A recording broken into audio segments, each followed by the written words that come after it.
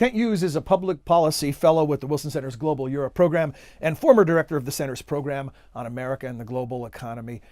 Thanks for joining us, Kent. Well, thank you for having me.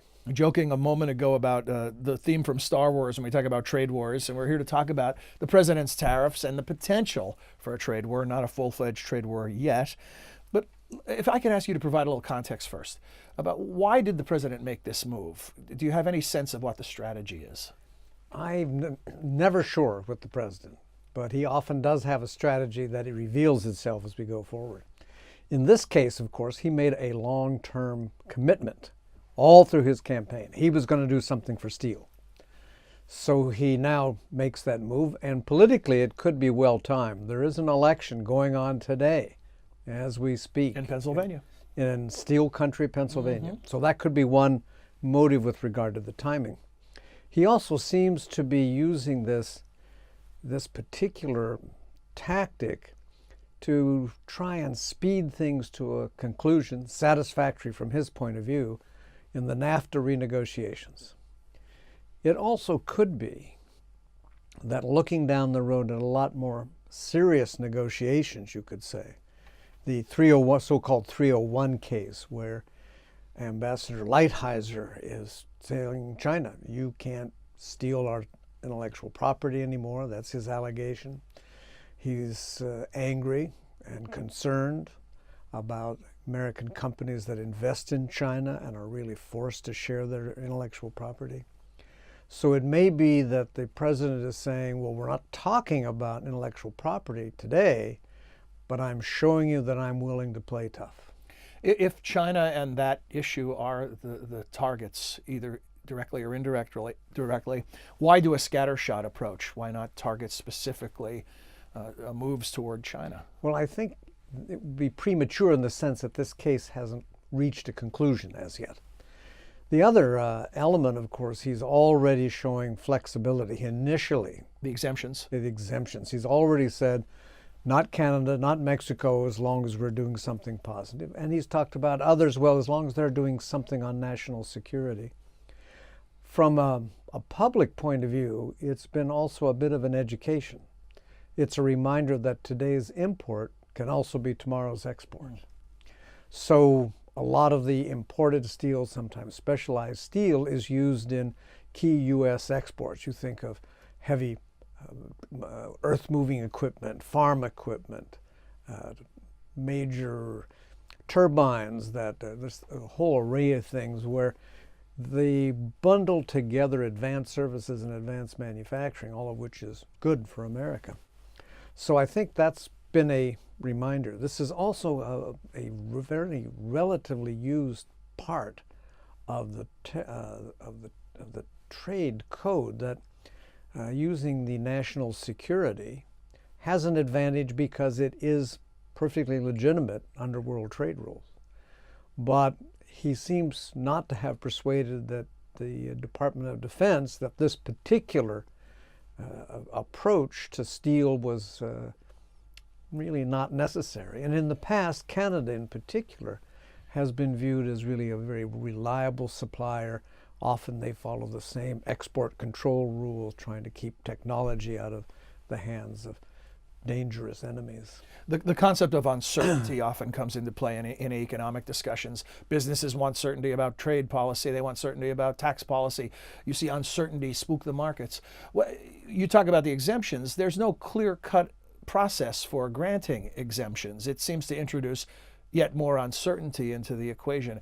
Can you talk about this in the context of this notion of uncertainty and the possible impact of that? Well, certainly there's been a lot of talk about, oh my gosh, is this the first step in a trade war? And a trade war could be very disruptive. Just about any country that's engaged in industry, in advanced services, all of that would be at risk. On the other hand, a lot of people would say that that reaction was a bit overdone. That President Trump certainly knows that he's not going to get anywhere if he so disrupts the economy that it takes away the stimulus he hopes to see from his tax cut. So I think probably the reaction was a little overdone. One of the things that we should keep in mind is that the broader context here is that the U.S. continues to run $500, $600, $700 billion trade deficits every year. In a period, say 10 years up through 2014, I haven't looked at the latest figures, we lost 63,000 factories. So that, of course, is lost jobs, it's lost GDP, but it's also lost a key element for our innovation systems. But what's driven that? Is it trade policy and economics, or is it technology?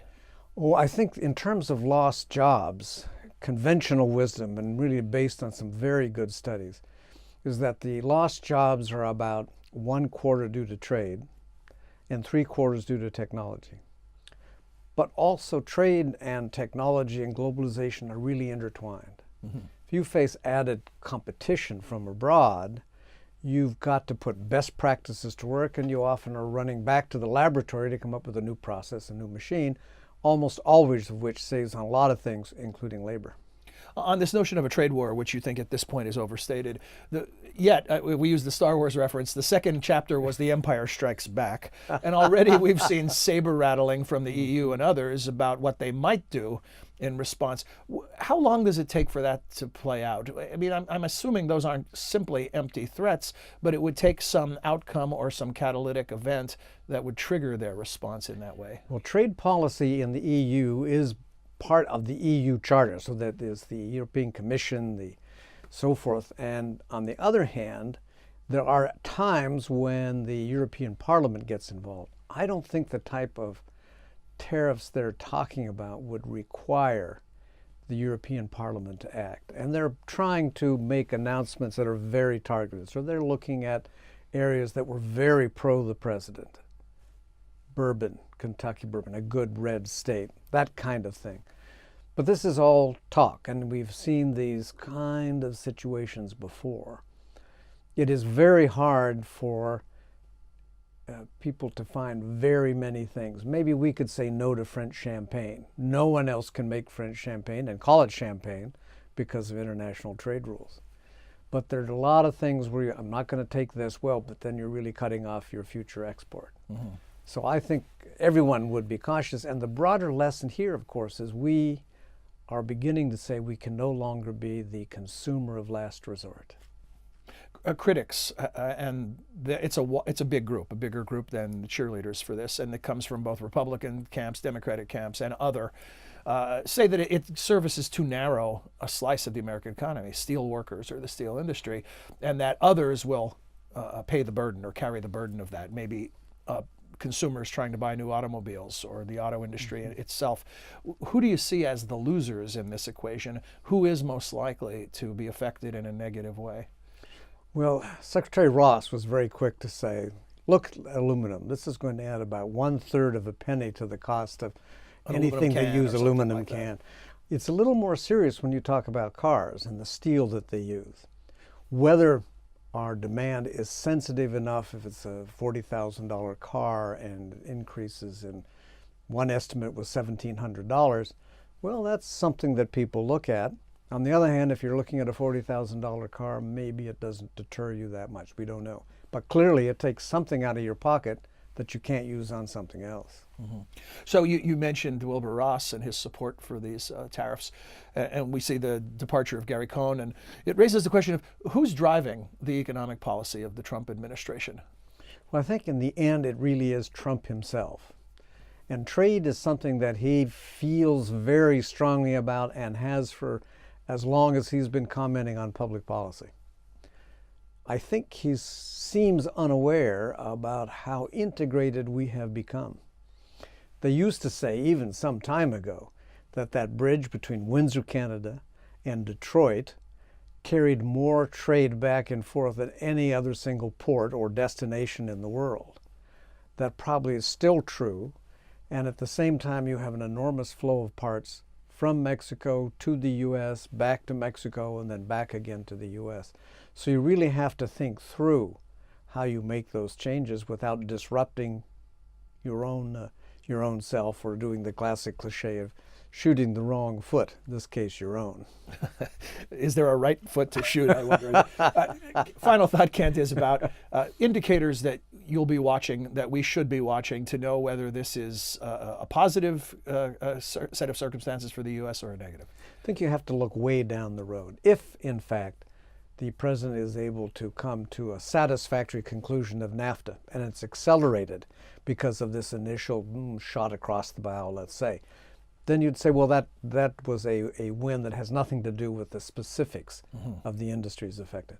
If, in fact, he is successful, as he's suggested, that China might want to cut its surplus with us by $100 billion, well, that's much easier said than done.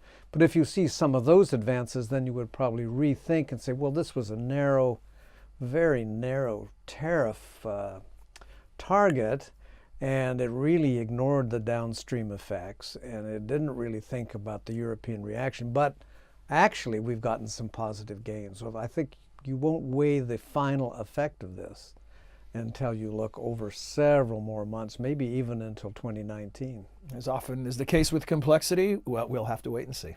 Kent, thank you very much. Thank you.